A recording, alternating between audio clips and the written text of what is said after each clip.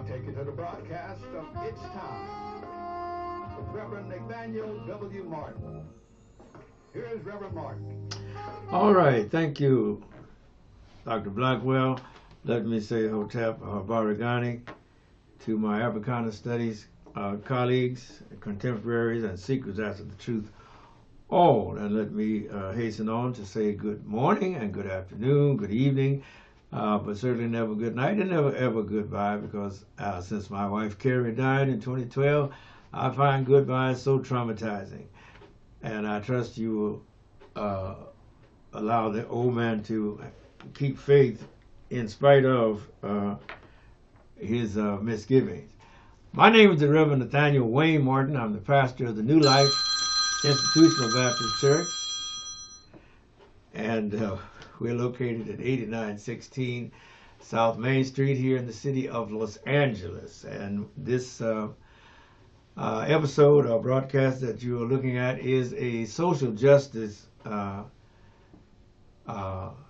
episode, and it means we're not so much into the preachy, but we try to do the practical applications. But please don't get me wrong, the preaching of the gospel is how we are to be saved, and I very seriously and sternly believe in that principle and that edict.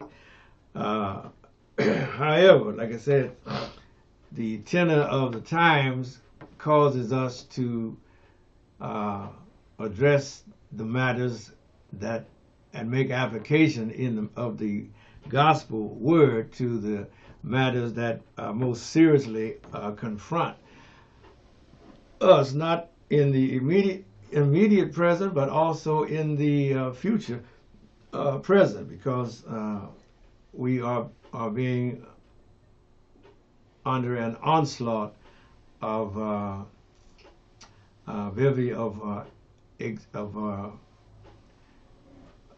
executive orders, to put it another way. I wanted to go to another direction, but basically it's these executive orders that keep coming, and they're affecting so many various areas of our lives, especially our employment. And those of us that are still employed, we're worried about keeping our employment because, for instance, the truckers are worried about, are they going to be able to get their loads and how much the loads are going to pay because of the tariffs. And the other industries likewise are being affected. Let us, however, go to the Word of God. Our first scripture is from Luke chapter 12, the last clause of that first verse of that 12th chapter, where Jesus admonishes his disciples, beware of the leaven of the Pharisees, which is hypocrisy. And you can make the immediate application of the hypocrisy that is going around the nation and around the world, really. And people talk about meritocracy, but we would be hard-pressed to find anybody in the Trump or in the current administration, including the president, Mr. Trump, who got that office as a meritocracy. It was a gift, rather, of white supremacy on steroids, or white privilege on steroids. And so this is the hypocrisy Jesus, one of the manifestations of hypocrisy that Jesus would have been warning us about. In his day, he was talking about the Pharisees and the Sadducees, who were the religious leaders in their society, but they spoke great sounding words, but they had low living lives. And so Jesus was striking out against them. Our second scripture is also in the New Testament. I won't go to the Old Testament scriptures at this time, although they are legend. But in Ephesians chapter 6, picking up the reading at verse 11 and verse 12, it says, put on the whole armor of God, that you may be able to stand against the wiles of the devil. Excuse me. For we wrestle not against flesh and blood, but against principalities, against the powers, against the rulers of the darkness of this world, against spiritual wickedness in high places. And I use that Ephesians 6 chapter, the 11th and 12th verse regularly, because it describes so precisely the conditions under which you and I are struggling and living in this last and evil times. All right, no denying that we are in the last and evil days. We see the manifestation, we hear the decrees and the executive orders, and we hear the various talking heads, personalities on the news media, whether it's YouTube or, as they say, the legacy media.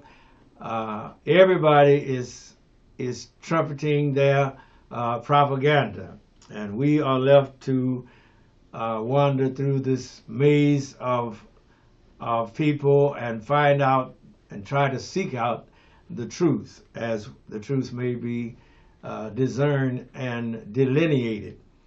And so we are in that time of which the Bible spoke about. Is that right? First thing I want to call your attention to is that the Trump administration is trying to undermine the Civil Rights Act, and by attacking the law of disparate impact. In all civil rights litigation, you have to be able to say, well, how is this different from that? And the civil rights lawyers have traditionally been able to show that just because a racial epithet or sobriquets are not employed does not mean that the effects of the policies and practices are not deleterious against against black people especially, as opposed to white people expressly. And if Trump can, by executive order, zero out the disparate impact, then the lawyers will not have any evidence to go and present to the judge in the court in their briefs, and you forget about the Supreme Court because you would have been canceled out, especially the Roberts Court as it is constituted at the present time. And no sense in trying to define the word disparate. It just simply means a legal term for different. And how is your treatment different from this treatment? And then you have to show how that is deleterious to you. And then the judge will be able to make a decision based on the evidence that has been presented in the briefs. And your briefs, of course, will have to be written out and double spaced and all that. But that's the way Donald Trump is attempting to, like I said, undermine the civil rights powers so that the litigants will no longer be able to show the disparate impact. And you know how judges overrule defense attorneys and prosecutors at their whim. They say, well, no, this can't come in or that can't come in. Imagine if a judge say, well, no, the evidence that you want to present cannot come in. Well, now what are you going to do? You only have recourse to the appeals court. And if Trump is successful in eliminating the law of disparate impact, then the civil rights lawyers will lose a very good leg that they could stand on. If you understand where it is headed. Also, Elon Musk is trying to build 35 gas-powered turbines, wind turbines, down in Memphis, in the district of Representative Justin Pearson. And Justin Pearson has been speaking out this week because Elon Musk agreed with the city of Memphis to build 15, but he's got up 33. And these gas-powered turbines, according to Representative Justin Pearson, spew out formaldehyde. And the name of the name of Elon Musk's company down in Tennessee is called the XAI, District 86. According to Representative Pearson, these gas turbines are spewing 17.2 tons of formaldehyde into the air.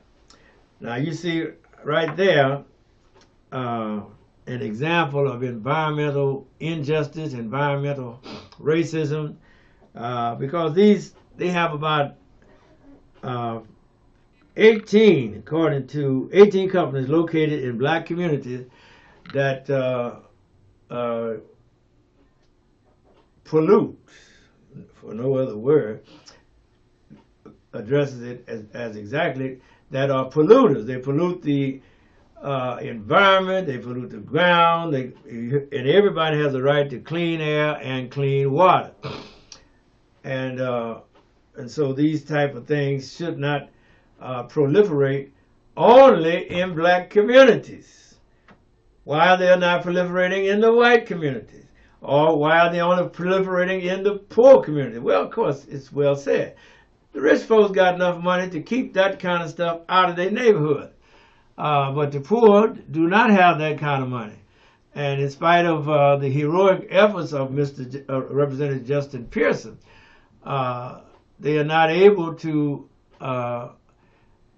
stop the powers that be, the Chamber of Commerce, the governor of Tennessee, and the mayor of Memphis from colluding with the Elon Musk of the world. You know, when a mayor has a billionaire come in his office and tells him what he wants to do, the mayor says, yes, sir. And so that is why these things are obtaining. And if you can go back into your historical record, you can talk about 3 Mile Island, where all of that nuclear waste was being proliferated in one area, and you can talk about the various pollution scandals over the years that have happened to our various neighborhoods. And so, yes, you have to be concerned about your environment because your environment impacts your health. A doctor has said that your zip code could determine the length of your life just by your zip code. The further you live away from the hospital or medical center or medical health, the more that impacts your lifespan and your health. Because if you're breathing in all of this formaldehyde and along with the other poisons, well, that's a lot of poisons that you are growing up with. And in Memphis, they have what you call cancer clusters. That means areas where there's a high percentage of cancers.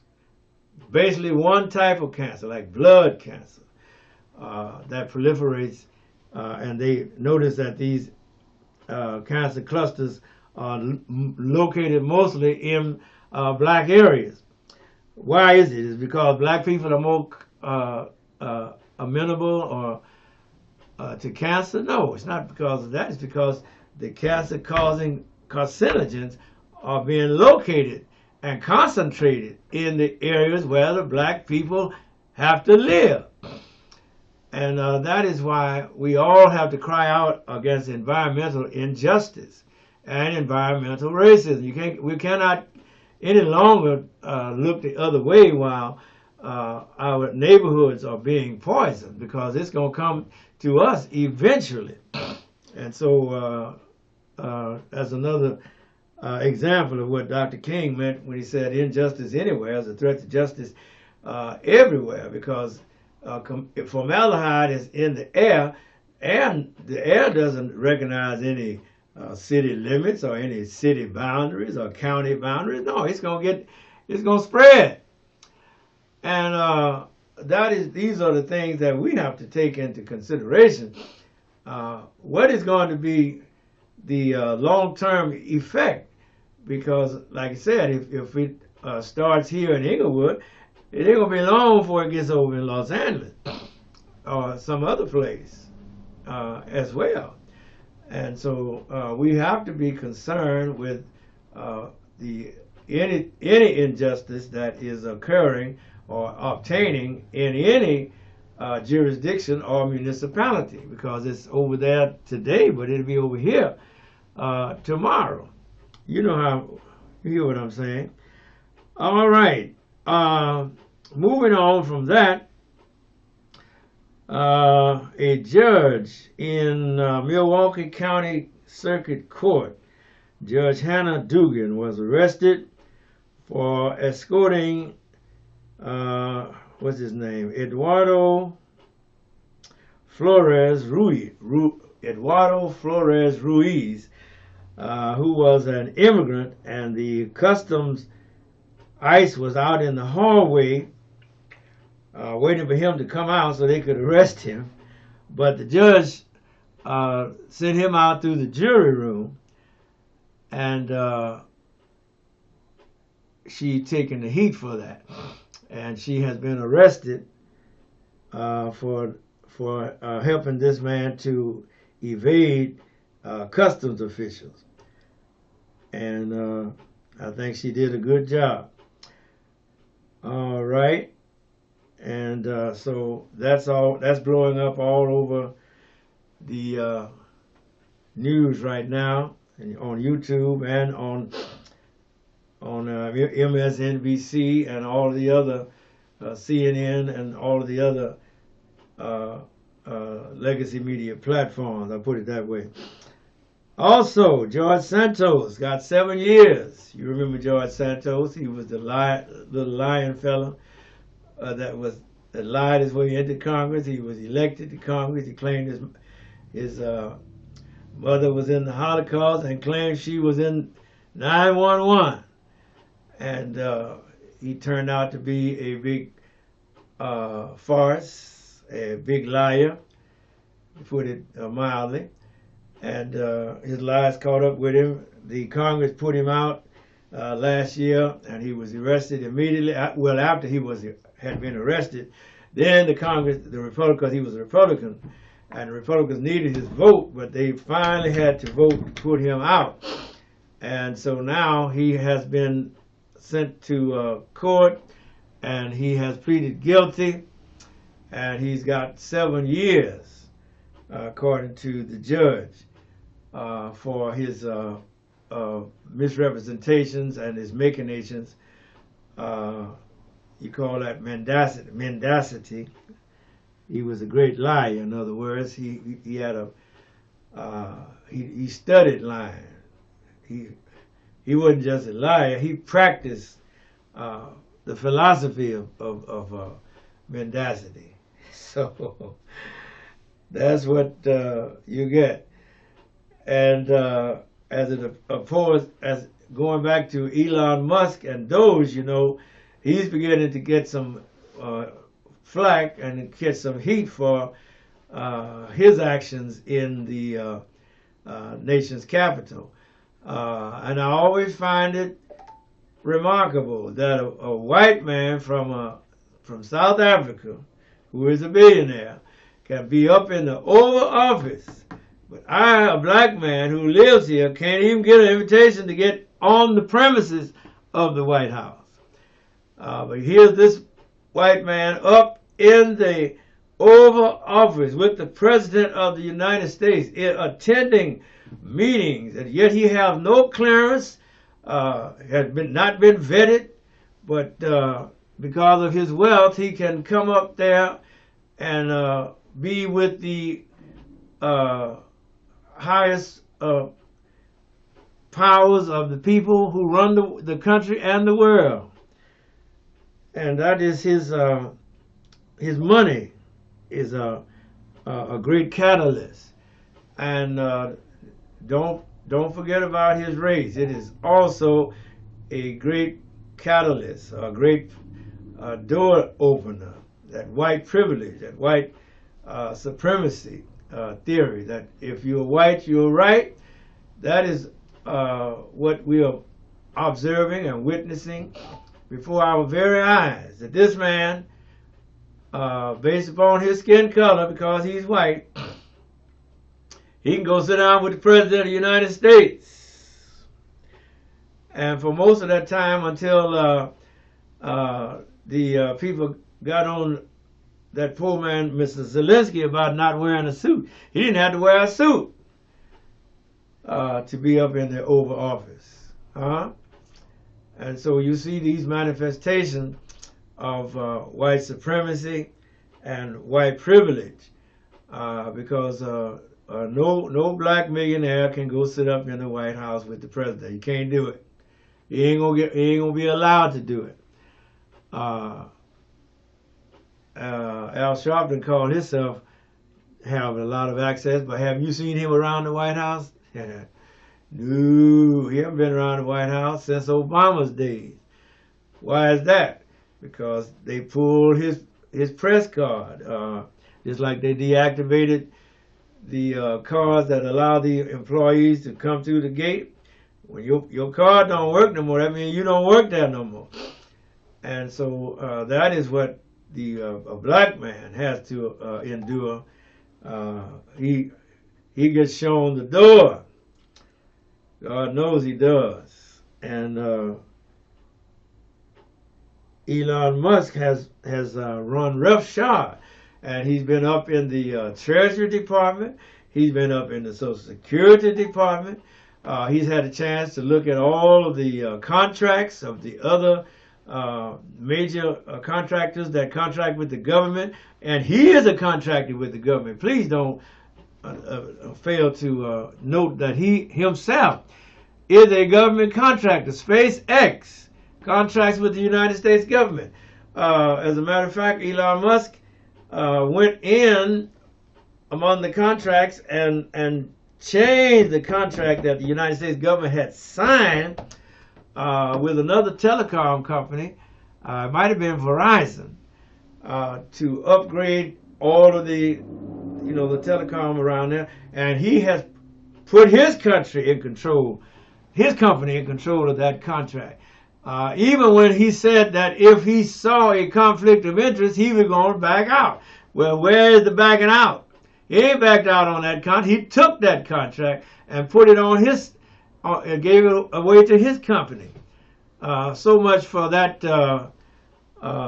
noblesse oblige, as the white folks like to call it, or integrity. As Donald Trump was saying that Elon Musk was going to operate with integrity. Yeah, he operated integrity for his own company. And again, just look at it. No black man could go looking at contracts of other federal contractors who were doing business with the federal government, and not without being vetted and without getting a clearance. But Elon Musk has neither. But he is able to go up into the highest echelons and look at other people's contracts and cancel that contract, please, mind you. I think 30,000 workers, federal workers, were being fired, and the judge made the Trump administration hire those people back. And then when they hired them back, the Trump administration still didn't want to comply, so they told the people, well, you on leave, some kind of leave. You're going to be paid, but you're on leave. You don't work here no more. And so these are the observations that I'm making today, because I'm seeing the deleterious effect of white supremacy. Don't hide behind racism. It's white supremacy, plain and simple. And we who are American citizens, we must not stand idly by and allow this intrusion and this violation of government laws and ethics and policies to go unchallenged. At some point, we too are going to have to make our voices heard and speak up and say enough is enough. All right, I got you. 5 minutes. And too much stinks. Because I'm telling you, we can't keep going on like this. And Trump has run roughshod. We haven't talked about the tariffs effects on employment. I spoke about the truckers, because most truckers are independent contractors. But what about the people that are not independent contractors who work at businesses and corporations and companies that do business with the government, or if not directly, indirectly? And because of these tariffs, a lot of companies rather, are firing their workers. Volvo has fired workers because of the effect of the tariffs and the uncertainty of the tariffs.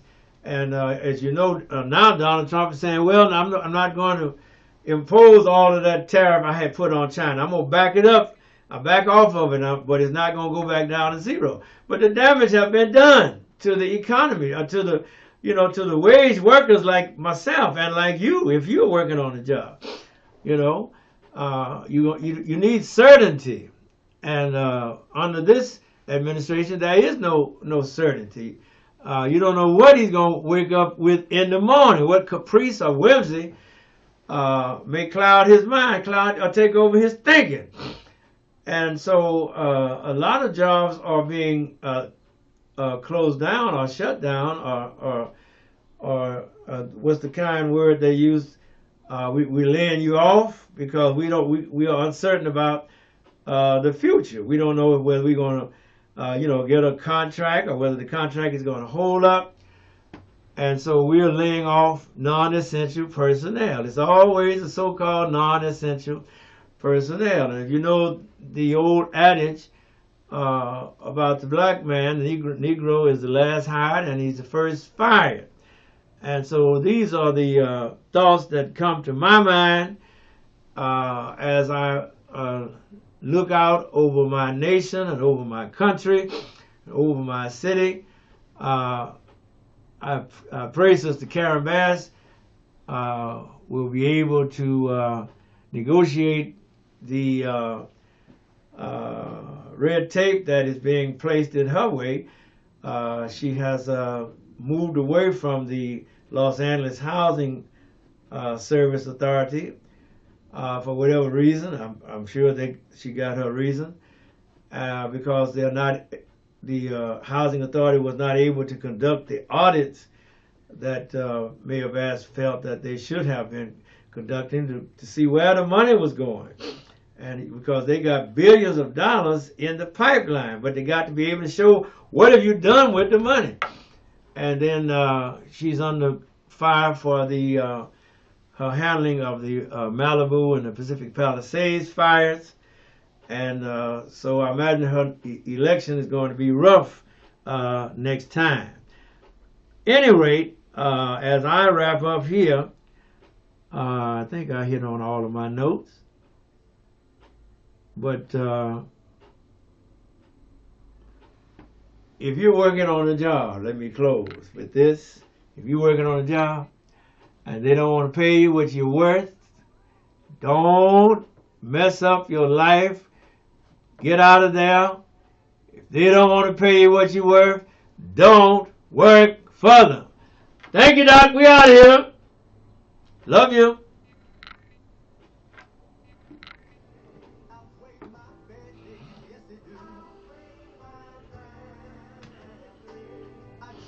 Thank you, Lord. Thank you.